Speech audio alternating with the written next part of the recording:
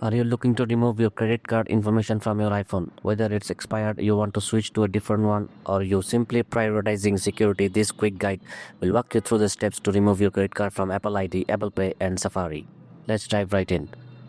Step 1. Remove from Apple ID. Open Settings. Start by tapping on the Settings app on your iPhone.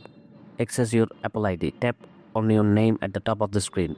Payment and Shipping. Select Payment and Shipping. You may need to enter your Apple ID password. Choose your card. Find the credit card you want to remove and tap on it. Remove payment method. Tap Remove payment method. Alternatively, you can tap Edit, hit the red minus icon next to the card, and then tap Remove. Step 2. Remove from Apple Pay. Open Settings again. Go back to the Settings app, Wallet and Apple Pay. Scroll down the Select Wallet and Apple Pay. Select your card. Tap on the credit card you wish to remove. Remove card. Scroll down and tap on the red Remove Card button, then confirm by tapping Remove. Step 3. Remove from Safari. Autofilled. Open Settings once more. Head back to the Settings app, Safari Settings. Scroll down and select Safari. Autofill options. Tap on Autofill, then select Saved Credit Cards. Delete your card.